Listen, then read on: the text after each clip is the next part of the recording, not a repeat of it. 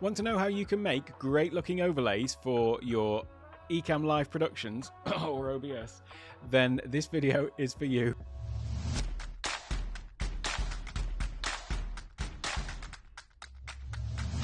Hello and welcome to Take One Tech. I do apologise, I made myself laugh there a little bit. Rather sad, isn't it? So today we're talking about how you can make overlays for your ECamm live productions, but yes, it does work for OBS or any other video production software that you may be using. And this video is all about how to do that in Keynote. Now, this was part of a much larger video that I made, a sort of start to finish a tutorial about how you can get your ECamm Live setup going from zero to a full production setup with overlays, transitions, and all that sort of stuff. And I'll link to that video in the description because, yeah, it is quite long at 4.5 hours. But this video is just an extract of that is exactly how you can make your overlays in Keynote. So without further ado, I'll cut over to that video and I'll join you on the other side. So what do we want to do now? We need to actually go and make the overlays for these scenes. So let's just recap those just quickly so that you can remember what we're doing. We're going to make a border around this one. We are going to for the screen sharing, we're going to have a border, but with sort of like a picture-in-picture sort of style to it. Then we've got the top down, which is two next to each other. So we're going to have a background and then a border around these ones as well. And then we've got this one is going to be very similar to that screen sharing one. In fact, we can probably use the exact same template for the overlay, just having different things in each window. And then we've got our countdown timer. So what I'll do now is I'll stop sharing for a moment. And then I'm going to start with Keynote and I'll open a new file. Right, so what will happen when you open Keynote is it will open a page like this. And there are a couple of different things you can do here. First of all, if you were making a presentation, there's all different templates and things like that, but we're just going to start and use a blank one. I have done a video specifically about how you can do some things in Keynote. But here we're going to go through start to finish how to make all of these overlays in Keynote. So the other videos that I've done specifically about Keynote, I'll link to in the description or in the top corner as well.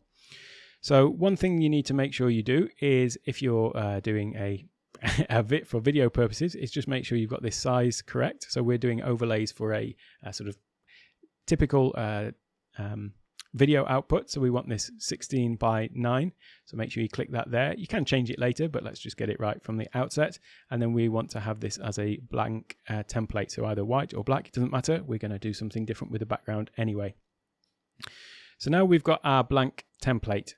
Now with these overlays, we're going to have them where they are obviously over the top of our scenes. And so we want the background, or we want to be able to see through them because these are frames that are going over the top of our scenes.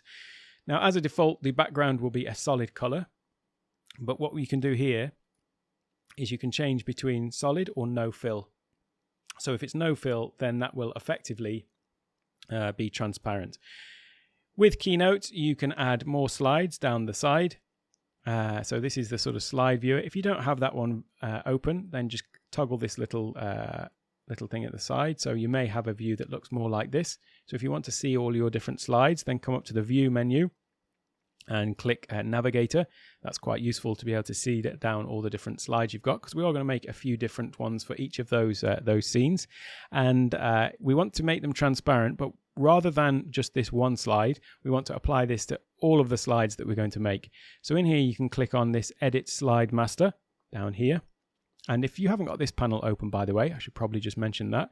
This is the format panel that we're looking at. So these three here, if I click on that, now we've got the format. It's called an inspector in Apple terminology.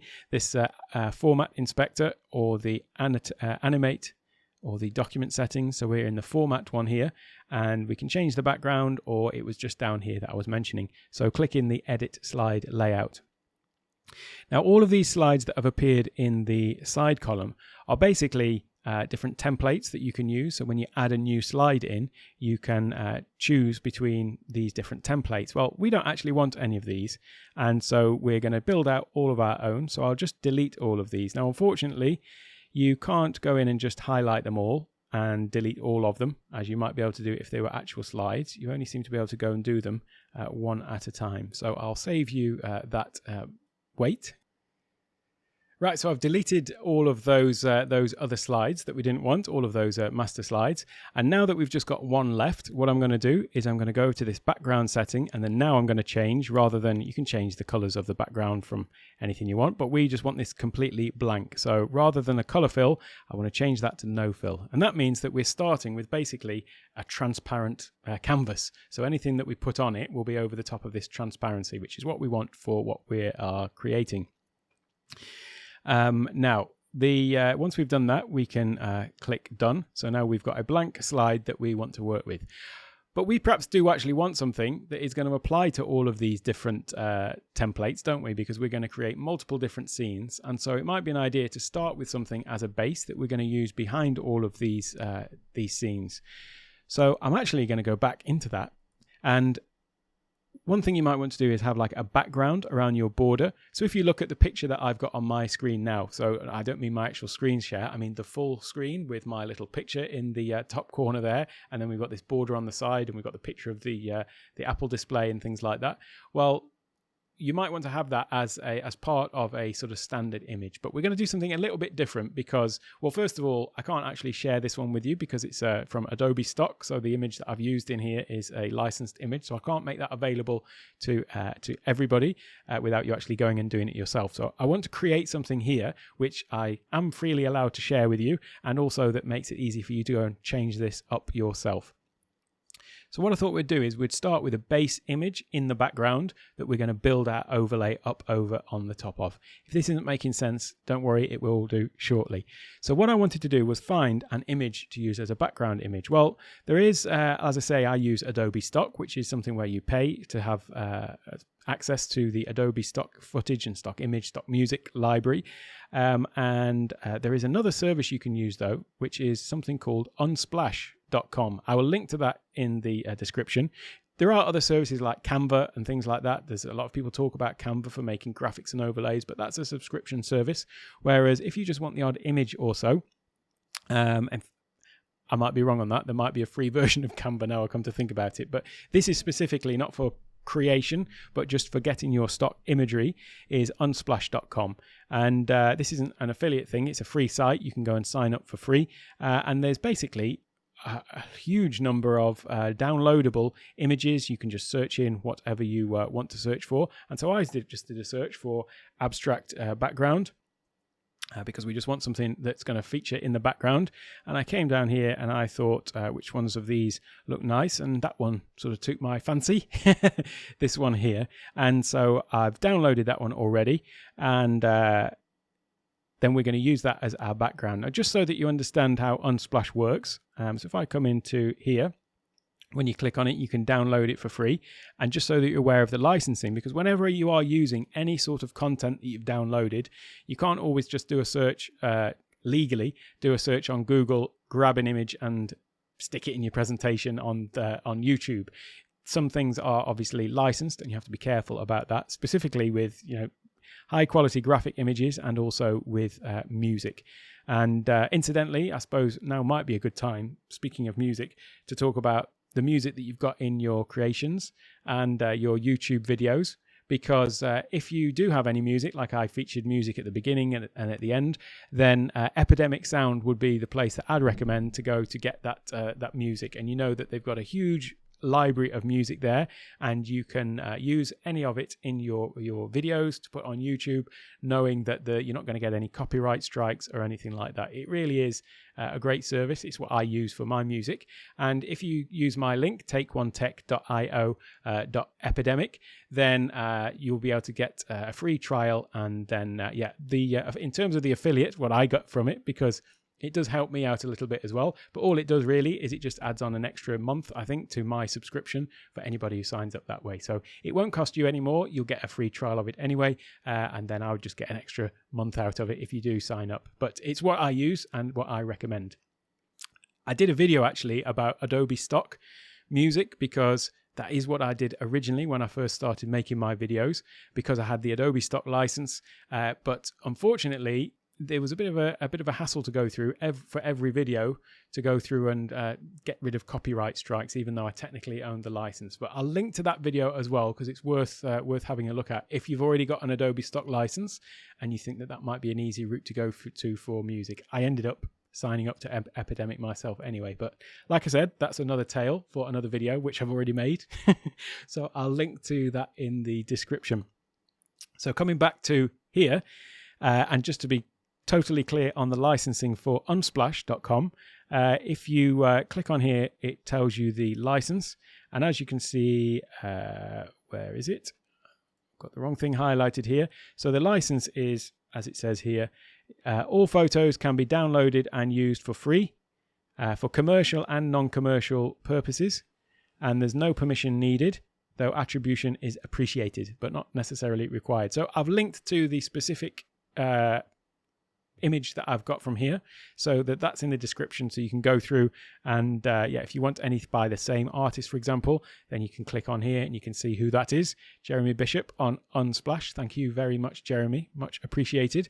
And the reason why artists would put their images for free on Unsplash is because they also obviously have a catalogue of other images, and if you like their work, then presumably you'll click through, you'll see their other catalogue, and then maybe they have other images on maybe paid services like Adobe Stock or Shutterstock or things like that.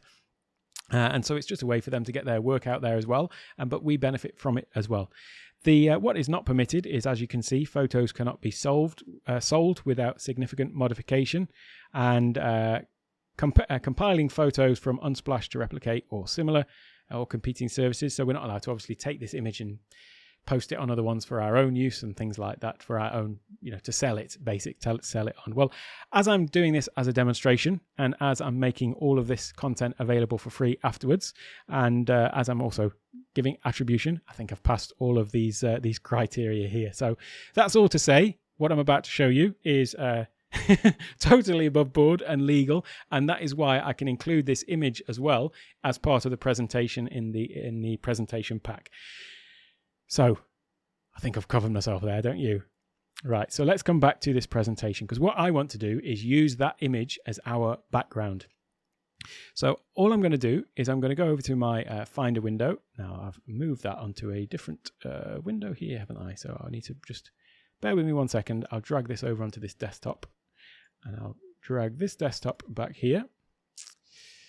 There we go. And I've got my example files here. So now what I'm going to do is, as you'll see in a minute, I'm just going to drag, there's that image that I downloaded from Unsplash. Thank you very much again, Jeremy. I'm just going to drop that into the slide. And now that's inserting. And there we go. We've got that image in there. And I'm just going to zoom out the slide a bit. And let's see where we're going to put this, because I think that this will make quite a nice attractive background to the slide. So there we go. We'll put that around about there. And this is going to be the base then on which we're going to build. So this is a good point to mention that when we've built out all of our different scenes and slides and things like that, if you want to change these to make them your own, or you don't really like these colors or this slide or anything like that, all you need to do to change the background of all of your slides is to come over here, to click on Edit Slide Layout, and you just delete this and you put in a completely different image, and it will change it on all of these overlays. Okay, I'll mention that again at the end, because it's quite important when you get all of these downloads. As I say, I'm going to provide all of the actual frames that we make as images, but I'm also going to provide this Keynote file so you can go in and edit it yourself, because you probably don't want everybody using all the same same overlays, so it'll just allow you to go in and make this your own. I'll mention it again at the end, and you'll see exactly what I mean about it. In fact, we perhaps even will do a little demo of that just so you can see how easy it is. But for now, we're going to come out of the master editor, and we're going to think about those scenes that we want. Well, the first one we had, if you can remember, was the front on face on scene, and we just said, well, we're just going to put a border on it. Well, it's very easy. We'll come up here to shape at the top. So we'll click on this shape button here, and we'll click on, let's make it a rounded rectangle. I'm making them rounded rectangles. You could have it square, you could have it circle, or beg your pardon for knocking the mic and making a bit of noise there. I'm using rounded rectangles because there's something I want to show you a little bit later on, which can be an issue if you're using multiple cameras in the same window with rounded corners that are overlapping specifically, but I'm getting ahead of myself here. I'll tell you about that afterwards. Now, another little tip, you can obviously drag this shape to be whatever shape you want, and we can make this as a cutout for our overlay. But there is one slight problem with this, well, not a problem, but something you might want to think about is if you are using those specific camera sizes in ECamm Live, so the 19:6 or whatever it was, I think 9:6, then you want this to be the same size as that.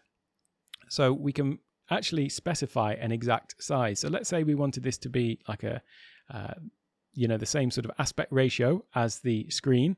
Then if I come over to the arrange, it's called arrange, but it's arrange and size really. So you can change the exact position of it. But what we want to do is we want to keep this to that particular aspect ratio.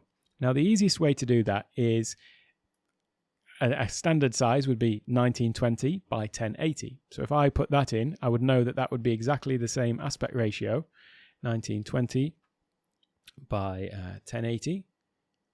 So there we go. That's made it exactly the same size as sort of HD basically. But now the problem is it's too big. However, by setting that size first, we can then come and click on this constrain proportions, and then whatever we do to change the size, it will always lock it in. So I can drag my mouse anywhere and it will lock it to that aspect ratio.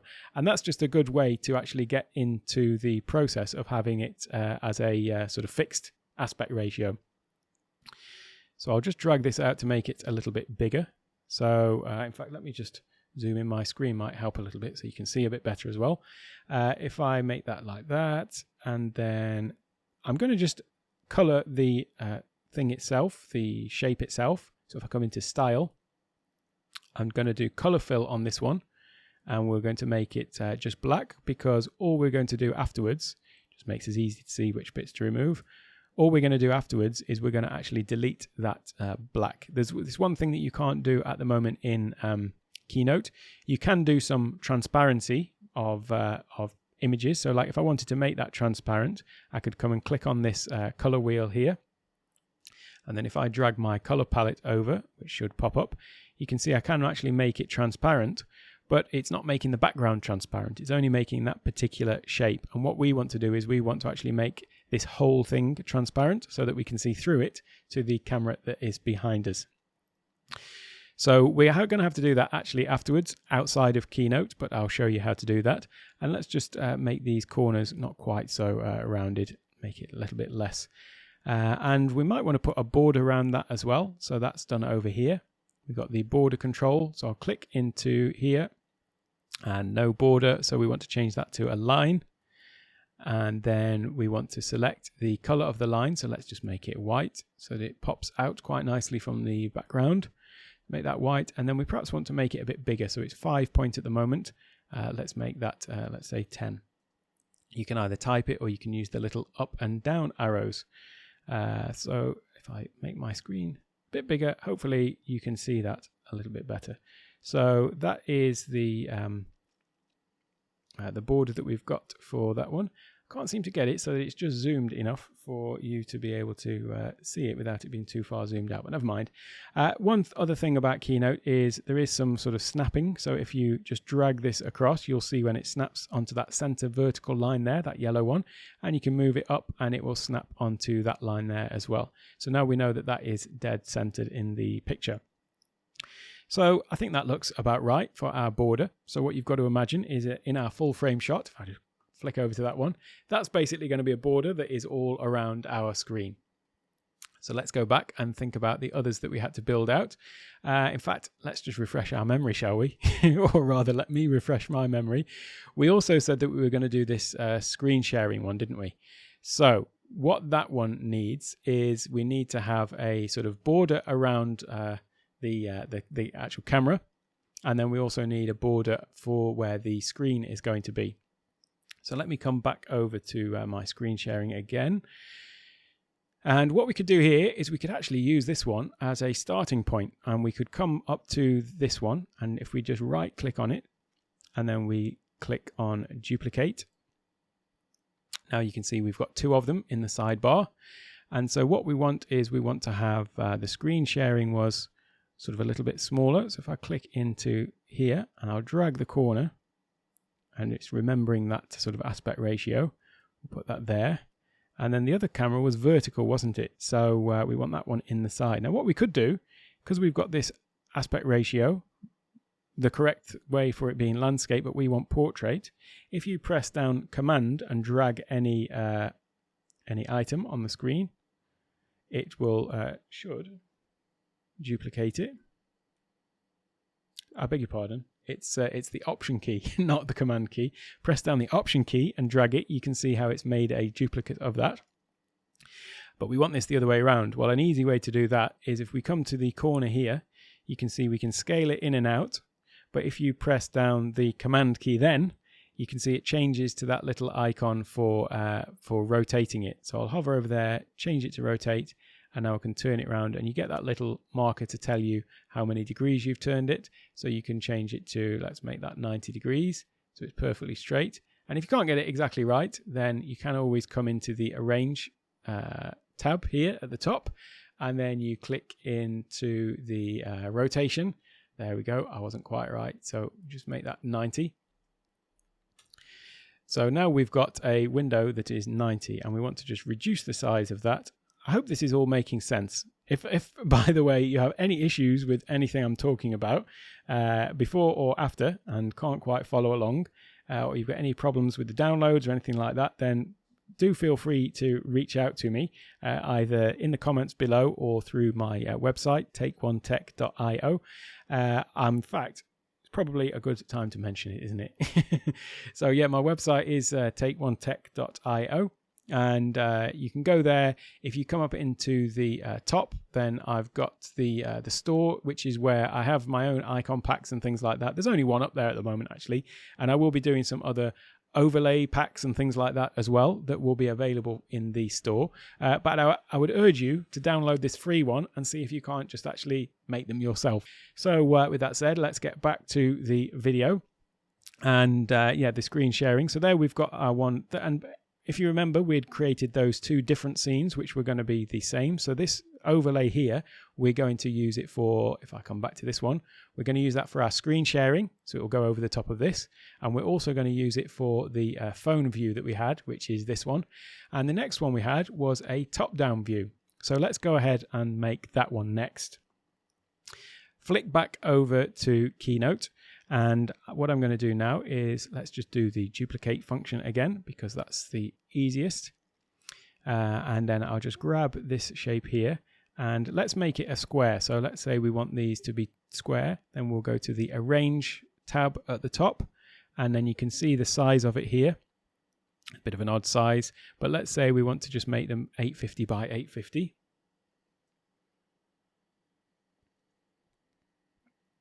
I've typed that wrong there.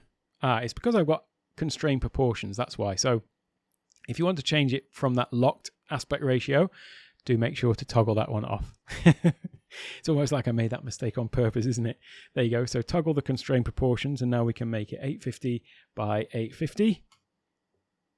And there, we've got ourselves a nice little square. But now we want one for the other side. So let's just highlight that this one here, and then we'll just press delete to get rid of it, and then we'll drag this one. So remember to press the Alt or Option key and drag it across. Another key you can hold down is if you hold down the Shift key at the same time, it will lock it onto the same either horizontal, the same diagonal path, or the same vertical path. So it's got that sort of snap to it. So I'm holding down Option and Shift to move that around. And then now that I've got those two next to each other, if you highlight two objects like that, so I've clicked Shift to highlight them both and now drag the two of them together, that centering feature still works on multiple items as well. So now you can see by highlighting the two of them, I've got those two things absolutely centered horizontally and vertically, so it'll just look right on the screen, won't it? So what's next? The next one was we were going to do a countdown timer. Nearly forgot about that. So for this one, let's make an entirely new slide because we want to have that little, I think round would work well with this background. So here we'll just go up to here and click add new slide. The benefit of getting rid of all of those slide masters before is that it means you've only got one in the picker. If you had multiple different slide masters with different styles and layouts and things like that, then they would all appear here. So let me click in that blank one. So now we've got a blank slide, and I think that looks quite nice actually for a background. So what we'll do now is we'll add in where we're going to have our cutout. So I'll click in the shape. Let's make a nice round one. As I say, I think it would work well with that. Again, if I just click a corner and drag, I can drag this sort of shape from a circle. It will become an ellipse. But if I hold down the shift key, it will lock it into that aspect ratio as well. So I can make it, just drag it, and it will remain as a circle. So let's make this, how big do we want it? I don't know. I think it works quite well actually with that little sort of sweeping curve to the bottom there. So I'll leave that about that size. And we want to put a border on that as well, I think. So let's go back to the Style tab, and I'll go to Color Fill. Oh, it's already on Color Fill, but I'll change that color to black. So I'll just go to the color picker. There's one thing that I often get caught out with on a Mac, and I don't know if it's just me, but when you click in something, like if I want to change the color here, you have to make sure that this little sort of color wheel icon next to it is highlighted. So you might have somewhere, in fact, let me just activate a border on here just to show you what I'm talking about, because it sometimes catches me out even after, decades of use. I still get caught out by it. Can you see how this one has got this slight green highlight to it? Behind the actual color wheel, it's highlighted green, whereas this color wheel down here is highlighted gray. And what that means is in this color picker, the Apple color picker that pops up, what we are changing now is this color here. So if I click in here and we say we want that to be black, and we click black, so that's pretty obvious, isn't it? But now say I wanted to change this border, and so I click in here and I thought, maybe I don't want one of those colors, maybe I want that color, but maybe I actually want to change that to white. You would think that because I've just been selecting this color out of this palette, that this would also be the active palette for that little drop down. But it isn't, because we're still highlighted in this part here. So what you have to make sure, if you want to change the line color, is you would actually activate the color wheel button here, and then you can change the color. Do you see what I mean?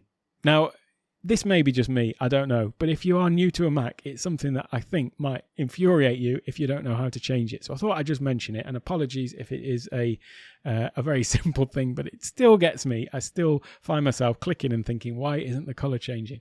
But there you go. I digress. So the line border, we've got our black background that we're going to remove afterwards, and then we've also got our border. So let's go ahead and change that to white so that it looks the same as the other one. And it has remembered actually that the previous line weight that we had for our last border was 10. So it's remembered that from the last object we added. And so that can go there. Now this might be a good time to add in a little think about where we're going to put the clock and any text on the scene as well. And you might want to have a whole section. I mean, you could have something here where you actually put in the details of the stream or something like that. But for now, I'm just going to keep things simple and show you how to add in some text. So we'll go to the text at the top up here, and we'll click on that one, and we'll just click in text. And now we've got a little text box, a little teeny tiny text box. So we'll drag that to make it a bit bigger. And then let's also change the typeface and the size of that. So in fact, we'll leave the typeface as it is. Obviously, you may have your own branding and own style and things like that you want to use. Do make sure that you are consistent with those things across all of the things that you do for your videos. But for now, we'll just leave it with Helvetica, the very plain and unimaginative Helvetica. But we'll make this text a little bit bigger. So let's say 300. Is that going to be a bit on the big side there? So let me just drop that down to 100, because all we're going to write here is stream starting soon. So we'll go into here and I'll just type stream starting soon ... There we go.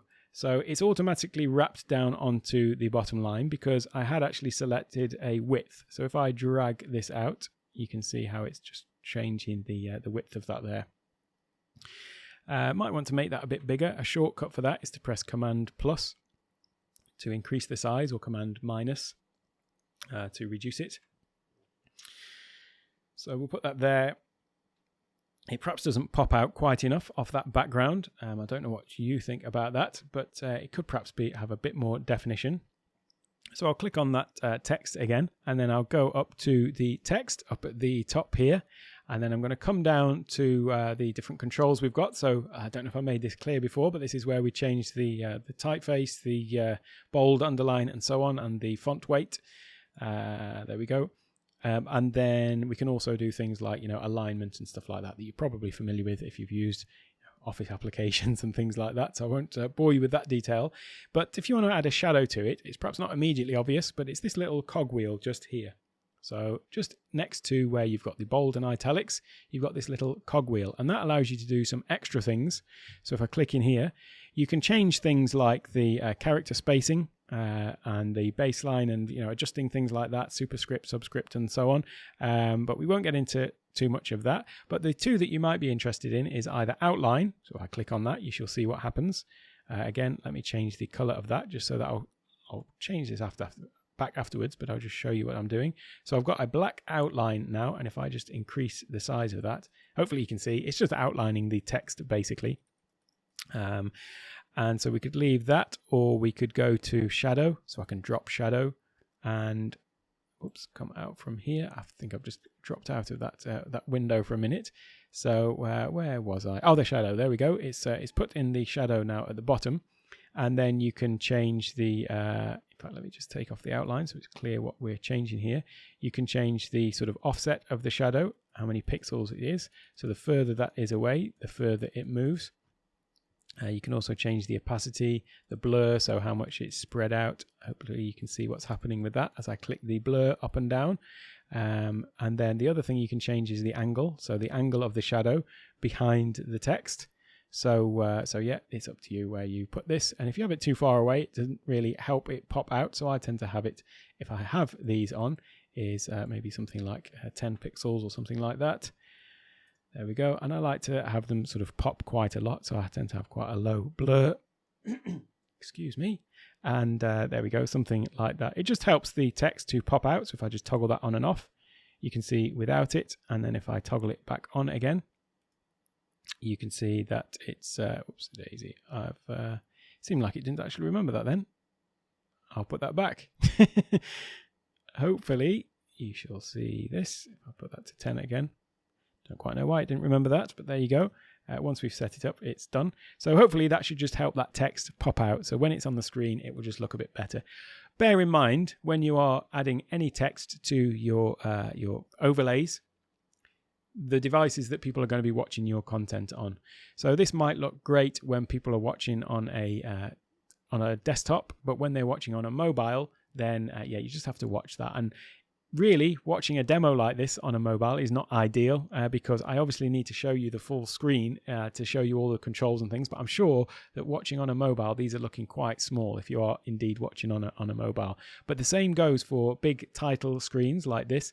It's best to try and keep the text as bold and as big as possible so that if people are watching on a small screen, then it is all still readable. So with that in mind, what I might do is actually just make that a bit bigger. One thing you could do is you could capitalize it, and you could either do that manually, as in go and change it all to caps, but you can also do that in the little wheel again, in this capitalization. So let's just say that we want it all caps. So stream starting soon, so it's nice and big and bold and clear. And we could put that centered, or we could just have it over to one side. I'll leave that up to you. And then let's say we're going to put a countdown timer somewhere in this area here. And I'll just leave that blank because the actual countdown timer itself we're going to do in ECamm Live. Well, we've hit a bit of a milestone now, because now what we've got is we've got the outline of our overlays for our main window, for our picture-in-picture windows, and for our side-by-side shot, and for our stream starting soon. And I think that they look quite good, to be honest. It's almost like a graphic designer did them, whereas really it's just little old me in Keynote and a free stock image. But all of this sort of background, as I say, you can get that for free from Shutterstock. And what I'll show you now is, let's actually just go and add in another image. And I'll just show you this now so that you can see how easy this is to do before we actually go any further. So let me just come back across to, I didn't really prepare for this, but I think it's useful to do now I think about it. Let's just say you didn't like that and you thought that that looked absolute rubbish. Well, perhaps you like this style more. So let's go to this one, and then I'll click on the download button, and we're going to use that as our background image. So I've downloaded that one, and I'll just I'll go back to that and get the link for it after, so I can make sure that I do link to both of these people. Let me just quickly mention his name just in case. Who made that one? JR Corpet. So thank you for your image. So let me come back to this scene now. So do you remember I said about you can easily change the background image? Right, well, if I go to get that picture from my downloads, where's it gone? Right here. If I come to this window, sorry, I'm just working on another screen here to get my downloads folder up. Okay, downloads. And so we've got this other image. So what I want to do now is, if I want to change the look of all of these scenes, I can go to Edit Slide Layout. Where we've got this image, I could just literally drag this new image over into this. And then now that has added that image. I would obviously delete the other one. Or you don't have to. You could actually, what you could do, in fact, I'll show you that after as well. So here we go. We've got this one now. I'll just drag that across. So that's now filling the background. Now what we do is we close Slide Master. And look at that. We've got an entirely different look for our overlays. So now we've got 3 overlays with different images in, haven't we? Let's be a bit more clever about this. Let's go to Edit Slide Master again. What I'm going to do is I'm just going to duplicate this. And I'll delete this picture from this one. In fact, no, I won't. I'll delete the background picture from that one. And then in this one, I'll delete this one because I do want to make out that first one. So now you can see that we've got 2 different slide masters. And this is a good way to demonstrate. You see how I've reverted back to my original. But if we did want to make this, make a slide with that other one, when we click Add Slide, now you can see we've got both of those, so we can choose between the background.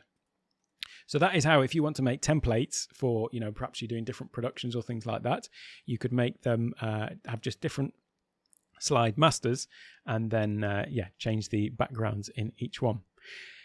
So I hope you can see how easy that is. You can go to unsplash.com, grab a different background, throw it into the background with a matter of 2 or 3 clicks, and you've completely changed the look of this whole sort of pack of overlays. So what we're going to do now is I'm going to show you how to get those into ECamm Live. So that's the next part. How do we get these into ECamm Live? I'll just delete this one, because what we're going to do is we're going to export those. So let's go to File up in the top menu.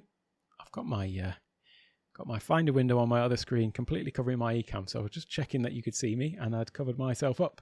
So we'll go to the File menu. And then in the File menu, you come down to Export to, and we'll go to Export to Images. There we go. And from Export to Images, if you wanted to just export 1 or 2 of these, maybe you'd made some extra, some new slides and you didn't want to export them all, you could just select, from slide 1 to 4 or 1, whichever. But as it happens, we want all of these, don't we? So let's just do like that. You don't need to worry about this one. This is if you were doing a presentation. Bear in mind that this is not a graphics package. It's supposed to be a presentation software. So it's designed for, you've got slides with information on, and maybe you have different scenes and transitions and things like that in Keynote. So this toggle here is basically if you had like multiple things building out in your Keynote presentation, do you want those each exported as a separate image? But in this case, we can just ignore that. In terms of the file format, we want these to be PNG, because bear in mind, one thing we haven't done yet is we haven't actually made them as transparencies, because we need to have that transparent background to be able to see what's behind. And although the slide masters are transparent, which we'll need later when we make some animated overlays, the actual background at the moment in those black boxes is still solid black, so we need to remove that. And JPEGs can't have transparency, whereas PNGs can. So we're going to export those as PNG. Okay, so and then we don't need this one on at the moment, but later we will. So let's just leave it toggled, export with transparent backgrounds. So now we'll click on next. And what it's going to do is pop up a little save dialog box, and it's going to ask us where we want to save this to. So let me just go to this folder here. Where is it? Example files. There we go. And there's that Unsplash file. So I'll leave that in the downloads as well, and I'll add that other one to it as well from my desktop. So just to recap all again, all of these things that I'm creating now will be available on the website for free. And so you just go to my website, and I'll put a link to it. I'll probably put it in the store actually, but then it'll just be a $0 price. So you'll just be able to download it. That might be the easiest way, thinking aloud, for how to make this available, so that I've got all the infrastructure there in order to make digital downloads available. So if you go to the store, and there'll be a section called free stuff, and you'll just be able to download it there. Or if not, I'll route you somewhere else. But all of the links will be in the description. Fear not. All of this stuff will be available. So here we want to call this, what are we going to call this? We're going to call this ECamm overlays. Right, so those are ECamm overlays. So if I click export now what that has done is, if I get my Finder window back to show you, now here's my Finder. You can see we've got this folder ECamm overlays, and in there we've got a single image for each of those overlays that we've just created, but they've got that black, solid black background. Okay, so what we want to do is remove that. Well, the easiest way to do that is actually in preview, which is when if you open a file, an image file on your Mac, then it will usually open up in the preview. So just in case you've got some other some other image editor set as your default, then you just right click on that and click open with preview. So there's lots of different image editors that I've got that I could use on here, but I'm just using Preview app. So I do have that set as my default anyway. So let's just highlight all of these like that, and I'll just double click to open them all. And now these should all open up in Preview. Now the question is, where is that window going to appear? Obviously, it's appeared on my other monitor. So I'll drag this over to where you can see it, so it makes it a bit easier for you. So here we go. Now these are all opened in preview. And so now we've got our different scenes, look, our different overlays. So what we want to do, one simple step with each slide, is if we go up to this markup up in the top corner in the toolbar, you click on that and it loads some extra little tools that you can annotate or things like that. Well, the one that you want is this little one hiding over here, which is the Magic Wand or Instant Alpha. It looks like a magic wand, but the tool is actually called Instant Alpha. By the way, in images, an alpha channel is a transparency. So Instant Alpha is going to turn the thing transparent. So what we need to do is we just need to take our mouse and we're going to click in that black area that we want to change. If I click in there, click and hold the mouse and then just drag, and you can see how it's highlighted that area red. If I, still holding down the mouse, dragged further, it would change the sort of sensitivity, if you like, of what was being highlighted, and eventually it would highlight the whole area. But we don't want to highlight the area, we just want that black part highlighted. So highlight that red, and you can see there's these little, I hope you can pick up that, there's these little sort of dotted lines scrolling around it to show that it's been highlighted. And then we just press the delete key. It's turned grey because I've got a grey background to all of my windows, but that now is transparent in the middle, and that is perfect. That is exactly what we want, to be able to go over the top of our images. Okay, so now we're going to come into the next one, and we're just going to repeat that in all of the different tools, in all of the different overlays, I beg your pardon. take a drink of water. And so, yeah, we come back to this one. And as I say, the tool is still selected. So let me just drag that over there. Click on delete. We'll do the same on this scene. Delete for this one. Delete on this one. And then the last one was this one that we're going to use with our picture-in-picture.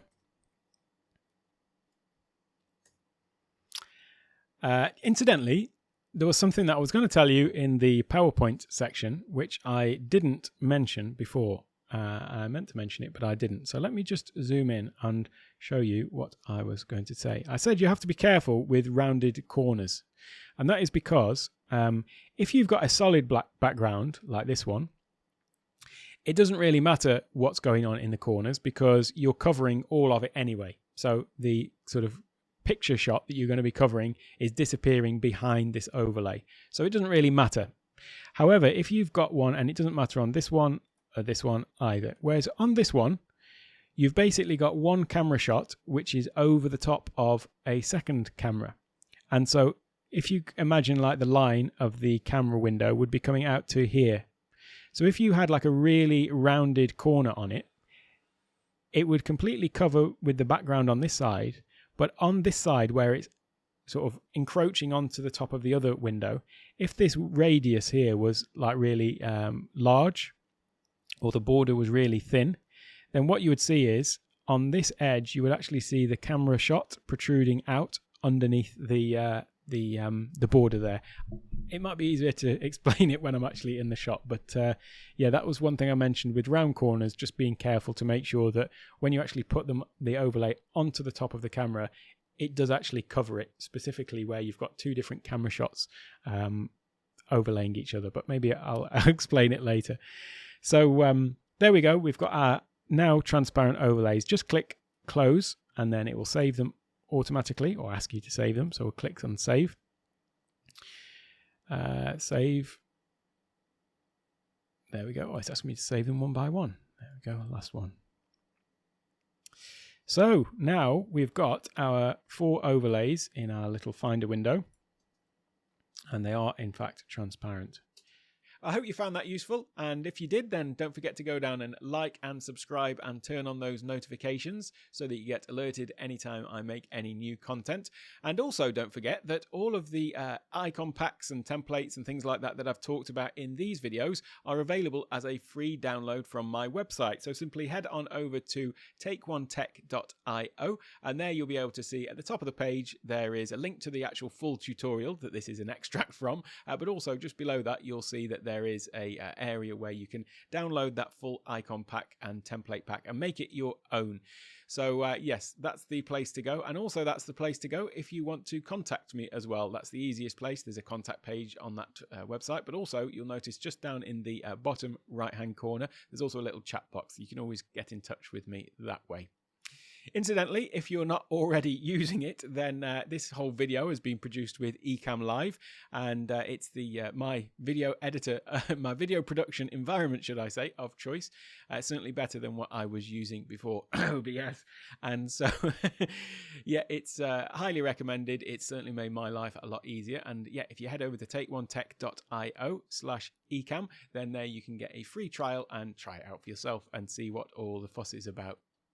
Well, that's about all for now, but as I said, this is actually an extract from a much larger 4.5-hour tutorial that I did, which will take you from zero to a full production setup in ECamm Live, including obviously all of the overlays and transitions and things like that, and linking it to your Stream Deck and designing all of your Stream Deck icons and all of that business.